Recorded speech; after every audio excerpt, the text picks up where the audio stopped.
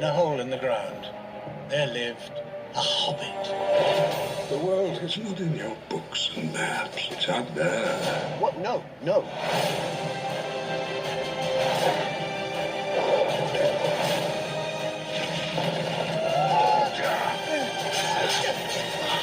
Have you done much fighting? Thought as much. The Hobbit, An Unexpected Journey. This film is not yet rated. Advance tickets on sale November 7th. In theaters December 14th. And welcome to Time About the Movies, everybody. I almost forgot the title of the show here. Only one movie to take a look at this week. There's no special intro and all that type of stuff. We're just jumping right into it for this movie that comes out on December 14th, 2012. And that is, of course, The Hobbit, An Unexpected Journey. This is, of course, the long-awaited prequel to the Lord of the Rings trilogy that had been in development for a number of years. I mean, right from the very beginning, when the Lord of the Rings series came to an end with Return of the King 9 years prior, they were already talking about doing another movie series based off the Hobbit books. It had been in development for a couple of years with Guillermo del Toro set to direct the film, but then about 2 years after he signed on, he eventually left the project because of the delays caused by MGM being kind of in financial disputes at the time because they were losing money and they didn't have a studio behind them for the most part. And then Peter Jackson came back on board that October, so Jackson was returning essentially to the world that he created, and right from the get-go, you got a lot of people worried that, oh, it's going to be like the Star Wars prequels again, when George Lucas came back with The Phantom Menace and all that. And so, yeah, a lot of people were really concerned about that, but then trailers came out, looked pretty promising, and yeah, it was great to see Middle-earth back again. And, they did have a new kind of format in terms of releasing a movie in 3D, because it wasn't just 3D anymore, no. It was high frame rate 3D, which is not this whatsoever. I don't know why I'm even doing that, but they advertised it as high frame rate, which was basically, they used a shooting and projection frame rate of 48 frames per second, becoming the first feature film for a wide release to do that. But the problem was, a lot of the theaters that had this had the industry standard 24 frames per second after the film was converted. So this new technology was not going to work in a number of different theaters, which kind of led to a box office that wasn't as strong as I think they were expecting it to. It still made over $1 billion at the box office, but yeah, that was one of the things that they were trying to sell the people on. But unfortunately, there was just not a lot of theaters that converted that had that type of 3D cinema, 3D camera work to show to people. But in terms of the film itself, it takes place in Middle-earth 60 years before the events of The Lord of the Rings, and portions of the film are adapted from the appendices of Tolkien's Return of the King. In An Unexpected Journey, we have the story of Bilbo Baggins, played by Martin Freeman, who is convinced by the wizard Gandalf, once again played by Ian McKellen, to accompany 13 dwarves, led by Thorin Oakenshield, played by Richard Armitage, on a quest to reclaim the Lonely Mountain from the dragon Smaug, played later on by Benedict Cumberbatch. The ensemble cast in this film includes Ken Stott, Cate Blanchett, Ian Holm, Christopher Lee, Hugo Weaving, James Nesbitt, Elijah Wood, Andy Serkis. It also features Sylvester McCoy, Barry Humphries, and Manu Bennett. And a lot of the characters, of course, from The Lord of the Rings are in this movie, including, you see Gollum in this movie, of course. You see a lot, like I said, a lot of the characters from The Lord of the Rings.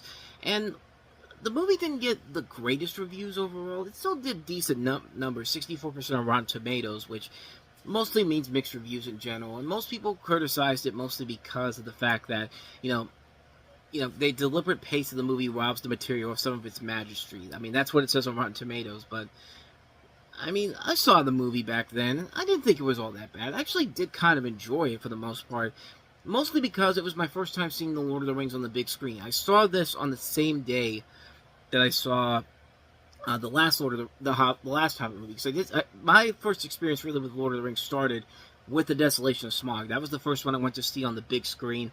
And then, as time went on, when the last film came out, I was there for the marathons at the Cinemark theater I usually go to, where they showed An Unexpected Journey first, then Desolation of Smaug, and then for everybody, they were going to get to see Battle of the Five Armies for the first time. So that was my first time experiencing the Lord of the Rings films through this movie, and the Hobbit films is through. My first time seeing this was when I was going to see the last film, because I didn't see this one before in theaters or on Blu-ray. I had the Blu-ray for the longest time, and I just never got around to seeing it. But I didn't think it was. I actually did think it was enjoyable to see. It was great seeing this world on the big screen, and it really was a film that really did take me away, and gave me a lot of reasonings to why people love these movies in general.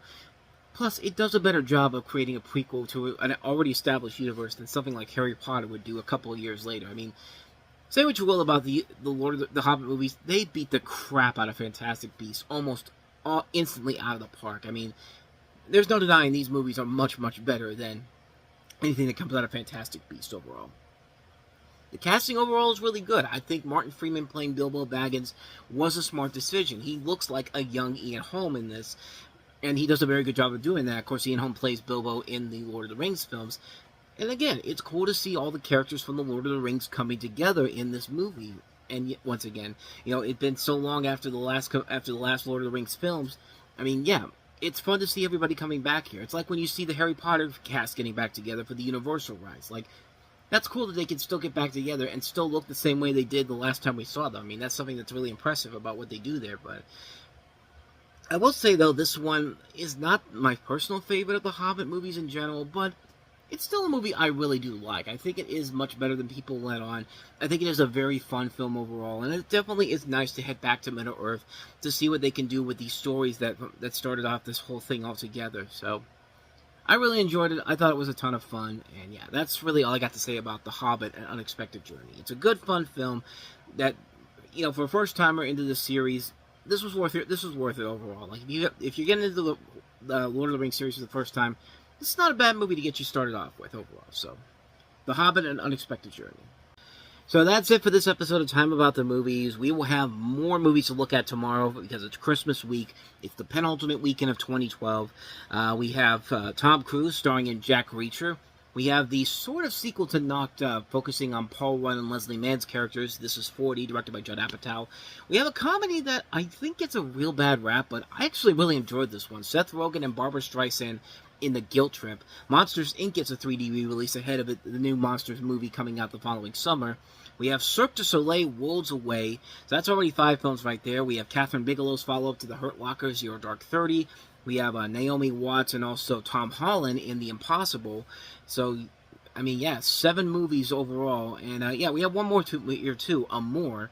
So, yeah, 8 films to take a look at next time around. And that certainly makes up for the last couple of weeks where we've only had, like, 1 or 2 movies.